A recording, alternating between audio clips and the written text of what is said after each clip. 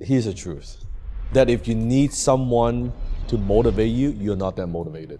What I notice is high performance people, we are self-motivated. There are a lot of people, they're looking for their family, and they use that as an excuse. So, my wife, my husband, they don't support me. My parents don't support me. My kids don't support me. Or my friends don't support me. Guess what? Do not expect their support. The air is thin at the top. You have to learn to be alone without being lonely. That's just the path. That when you are becoming more successful, that's the biggest thing that holds most people back. It's not the how-to, it's not the know what, it's not don't know what to do, it's not the business idea. It's the fact that they cannot operate on their own, being able to self-motivate, at the same time not having to get permission from the people around them. That they wish, how come, don't you know I'm doing this for you? How come you guys don't support me? How come my family don't support me? How come they don't understand? I don't get it. I want to make more money. I want to be more successful to better their lives. How come they don't understand? Guess what? Most of the time, they will never understand. You're expecting something that won't happen. That's what's holding you back. You're expecting them to give you permission. Yeah, go for it, to cheer you up. No. Now, the question is, why don't they support you? It's very simple. It's very, very simple. I go through this whole thing exactly in my own life. First of all, they don't understand. Because most of us, we grew up in the miseducational system where it's teaching you to behave a certain way. Go to school, get good grades, walk this path, get a degree, get a job, work till you're 65, marry, have kids, get a big mortgage. That's your life. Anything that deviates from that, anything that's not the traditional path, that is stupid, that is dangerous, that is wrong. You shouldn't do that, you should do this. So the minute you want to walk a different path, the people around you, your loved ones, they feel like you're so weird. How come you can't do what everybody else? Just be normal. Just settle. Why don't take risk. Play safe. Get a safe, secure job. And the more you deviate from that traditional path, the more they feel like the bigger the distance between you and them. They're afraid to lose you.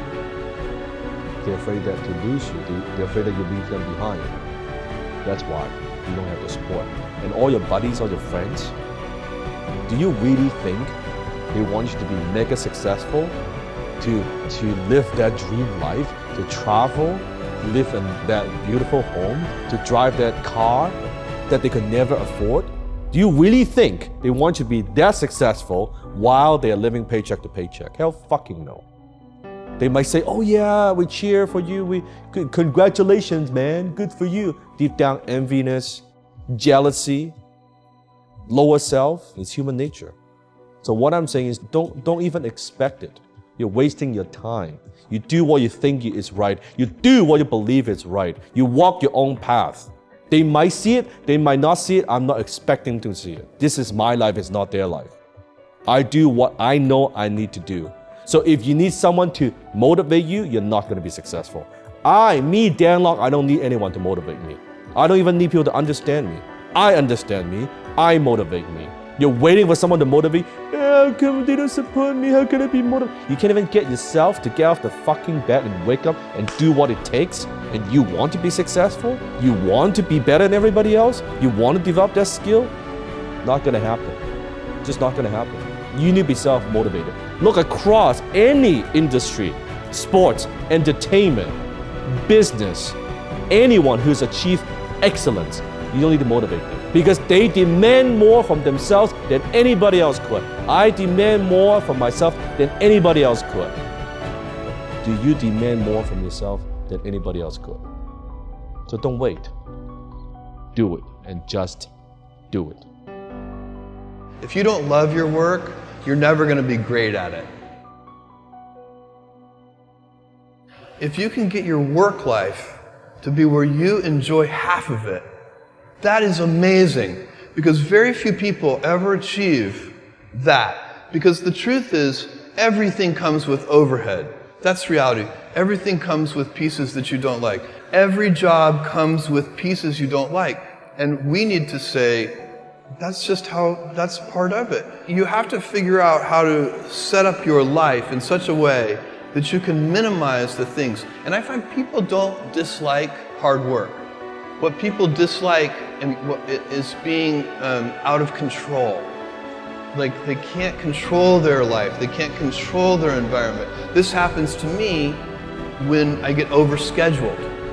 I hate being overscheduled. I want some time to be able to think and free myself. We all have the same amount of time in the world. Nobody has more time than anybody else. And when you become a very successful person, one of the things, you start to get overscheduled. If you don't love your work, you're never going to be great at it. The other thing I would suggest to any young person, even before they start their career, is to really think about their choices. Because I find young people, and when I was young, I made this mistake too.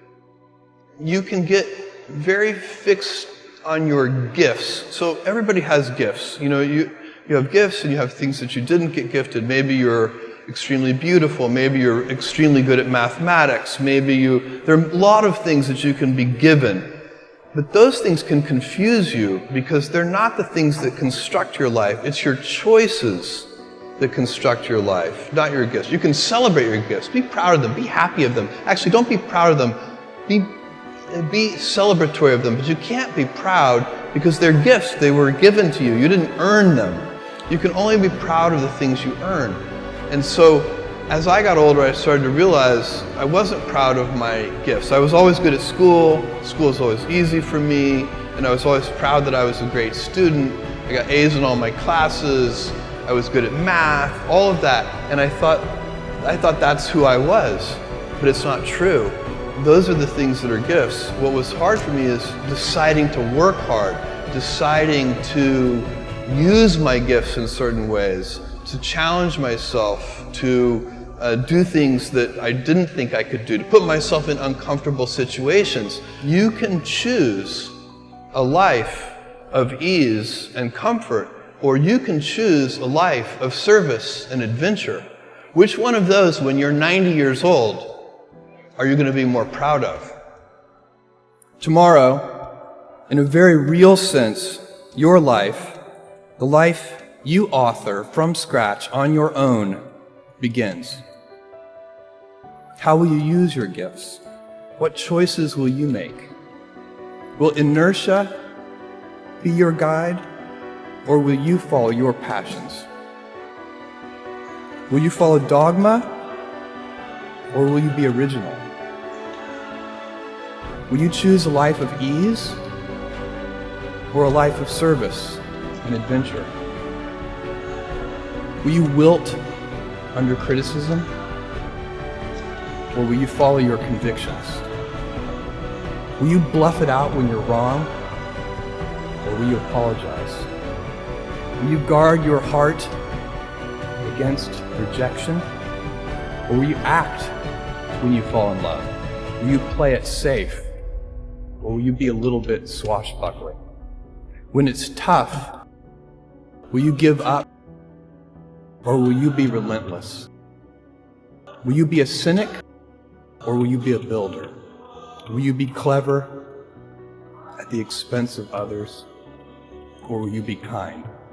Tomorrow, and in a quiet moment of reflection, narrating for only yourself the most personal version of your life story, the telling that will be most compact and meaningful will be the series of choices you have made.